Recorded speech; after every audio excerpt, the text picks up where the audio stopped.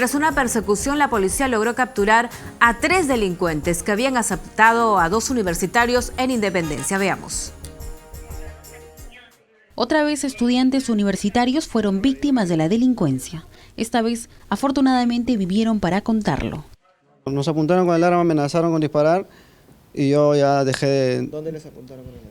Directamente no nos apuntaron al cuerpo, directamente a quemarropa de frente. Ajá. Pero bueno, no lograron disparar, no sé si faltó valentía, pero afortunadamente no lograron disparar. Los delincuentes utilizaron este revólver para despojarlos de sus pertenencias cuando caminaban por la avenida Los Ficus en Independencia. Al oponer resistencia los golpearon y luego huyeron a bordo de esta mototaxi, llevándose consigo sus celulares.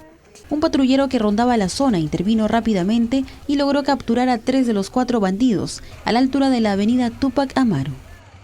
Quienes al percatarse de la presencia policial intentaron la fuga, dirigiéndose por la Girón Los Pacaes, siendo detenidos en la avenida Túpac Amaru. En ese lugar fueron intervenidos 2 de ellos y un tercero logró abordar un vehículo de transporte público de cuyo interior también fue capturado y reducido, siendo trasladados a la comisaría de la Unificada. Tras ser sindicados por los agraviados como los autores del delito, Robert Quispe Santillán, de 19 años, Wilmer Andy Bendezú Félix, de 20, y un menor de 15 años fueron conducidos a la comisaría de la Unificada para las diligencias de ley.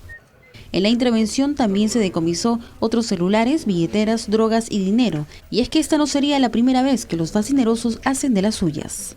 Justo cuando llegamos al lugar donde los capturaron, habían señoras que decían que este mismo día las mismas personas habían ocasionado otro robo a un estudiante a tempranas horas. Mírelos bien, estos sujetos con arma en mano que registran diversas denuncias por robo agravado podrían atentar contra su vida al volver a las calles. La delincuencia no para, pero esta vez la policía los detuvo.